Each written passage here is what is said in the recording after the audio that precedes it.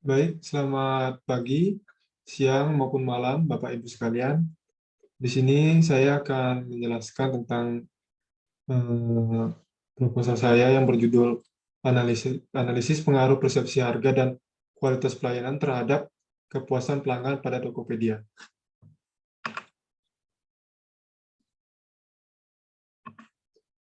Untuk gambaran umum objek penelitiannya, saya memakai Tokopedia. Tokopedia sendiri merupakan salah satu mall belanja berbasis online yang memungkinkan setiap orang dan pemilik bisnis di Indonesia untuk membuka dan mengurus toko online mereka secara mudah dan bebas biaya, sekaligus memberikan sebuah pengalaman jual beli online dengan aman dan nyaman. Penggunaan Tokopedia sangat mudah dan tidak dipungut biaya atau gratis.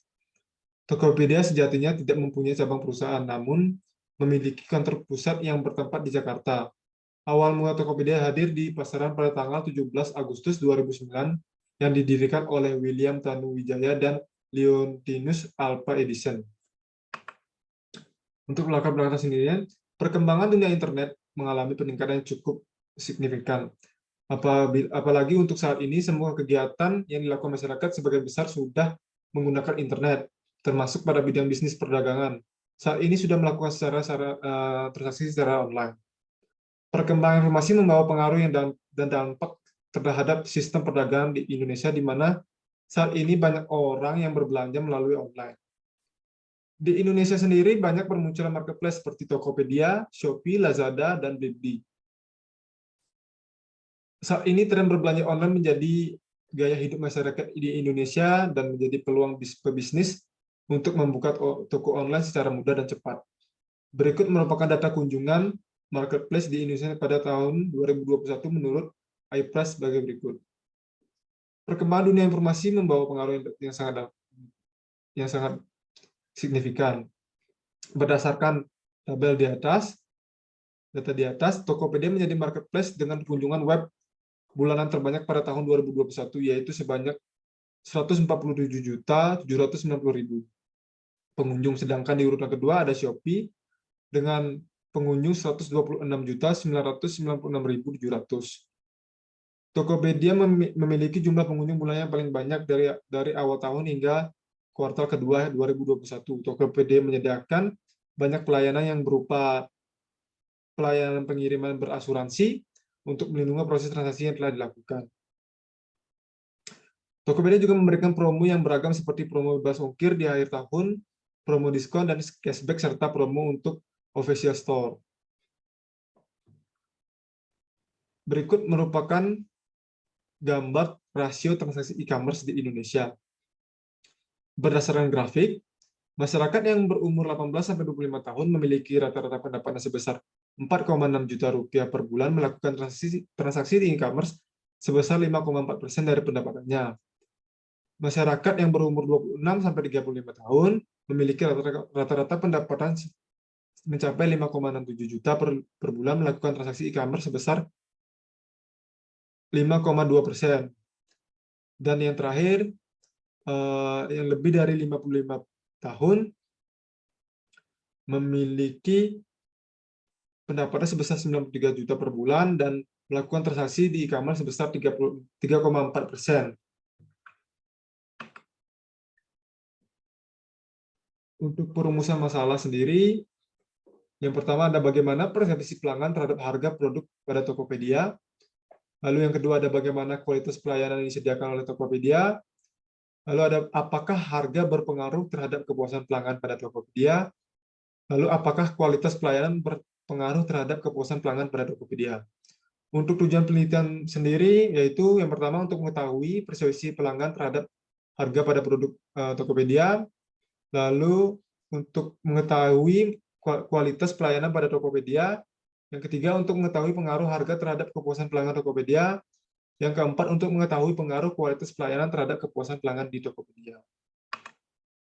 Untuk manfaat penelitian sendiri, untuk aspek praktis, untuk perusahaan diharapkan dapat memberikan pemahaman akan pentingnya kualitas pelayanan dan harga terhadap kepuasan pelanggan di Tokopedia.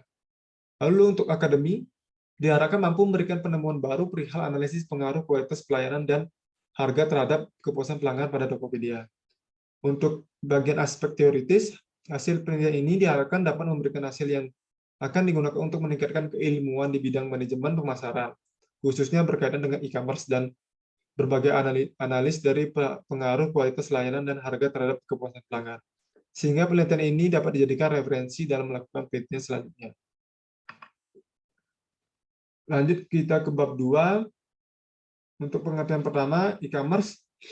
Menurut Turban et al. 2017, e-commerce merupakan penggunaan jaringan internet dan jaringan lainnya seperti intranet untuk melakukan penjualan maupun pembelian barang atau jasa. Pada e-commerce terdapat klasifikasi umum yang dibedakan berdasarkan jenis transaksi dan anggota bertransaksi. Yang pertama ada business to business, lalu ada business to customer, lalu ada customer to business, dan customer to consumers. Menurut Loudon juga e-commerce ada pun tipenya berdasarkan dari pendapatan.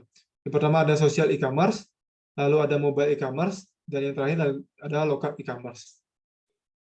Untuk harga sendiri, menurut Mothers, Baugh and Hawkins, adalah sejumlah uang yang harus dibayarkan oleh seseorang untuk mendapatkan hak menggunakan suatu produk atau jasa. Harga dapat menentukan kualitas produk, misalkan harga produk murah, maka produk memiliki kualitas rendah. Sebaliknya, jika harga produk mahal, maka produk memiliki kualitas yang tinggi.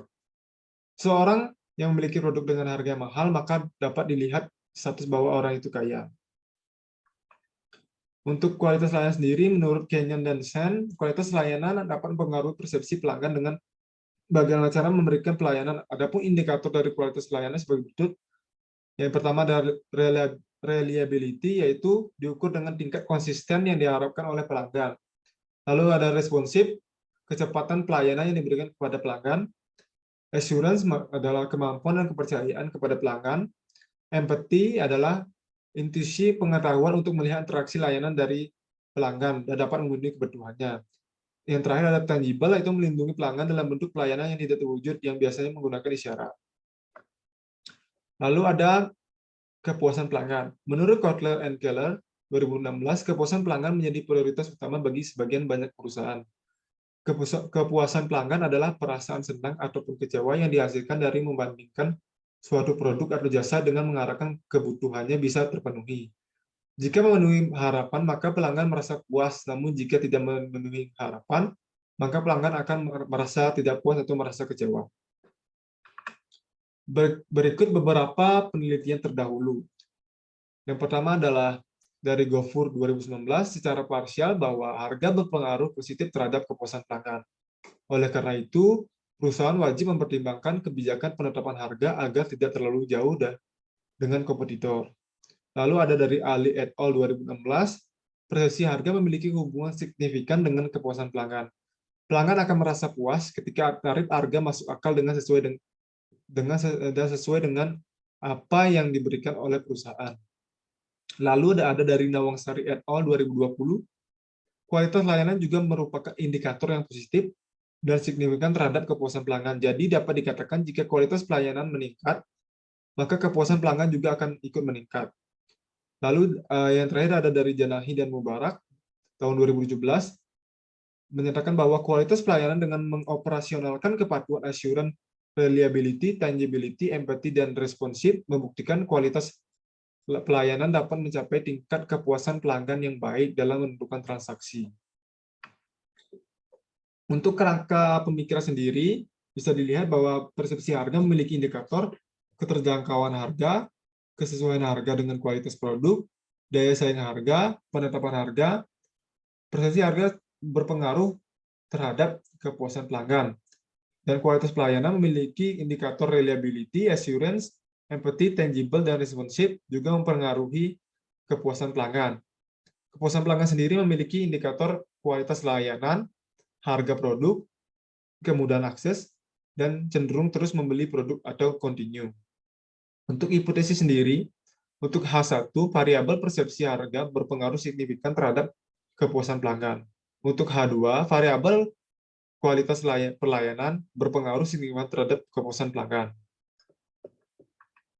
Untuk metode penelitian, variabel operasional yaitu variabel bebasnya menggunakan persepsi harga dan kualitas pelayanan. Untuk variabel terikat yaitu kepuasan pelanggan. Lalu ada populasi dan sampel. Populasi yang digunakan pada penelitian ini adalah pengguna aplikasi Tokopedia, dan sampel diambil dari populasi dengan menggunakan rumus Chauvelin, yaitu sejumlah 354 dari populasi. Sumber data yang didapatkan yaitu dikumpulkan dengan cara menggunakan instrumen kuesioner dan disebarkan melalui Google Form dan diberikan kepada responden dengan melalui sosial media seperti Instagram, Facebook, dan lain-lainnya. Teknik analisis data yang digunakan adalah analisis deskriptif dan analisis nilai berganda. Untuk jenis penelitian ini berdasarkan tujuan menggunakan deskriptif, berdasarkan pendekatan menggunakan deduksi, berdasarkan metode menggunakan kuantitatif, berdasarkan strategi penelitian menggunakan survei, berdasarkan keterlibatan peneliti menggunakan minimal, berdasarkan latar penelitian menggunakan non-contrived, berdasarkan unit analisis menggunakan individual, dan yang terakhir berdasarkan waktu pelaksanaan menggunakan cross-seksional. Untuk tahapan penelitian, yang pertama, peneliti melakukan identifikasi fenomena untuk merumuskan permasalahan penelitian. Lalu, yang kedua, menetapkan tujuan penelitian untuk mengetahui pendapat pelanggan atau opini mengenai pengaruh persepsi harga dan kualitas pelayanan terhadap kepuasan pelanggan. Yang ketiga, melakukan studi literatur. Peneliti melakukan studi literatur tentang variabel yang teliti, yaitu persepsi harga dan kualitas pelayanan serta kepuasan pelanggan. Yang keempat, pengumpulan data. Data primer dikumpulkan melalui kuesioner yang disebarkan melalui Google Form. Lanjut, yang kelima, pengolahan data. Pengolahan data menggunakan software Microsoft Excel 365. Yang keenam, analisis data. Analisis data menggunakan metode analisis deskriptif dan analisis linear berganda. Yang ketujuh, ada kesimpulan dan saran. Peneliti merangkum hasil analisis data dan memberikan saran pada penelitian ini. Sekian presentasi dari saya.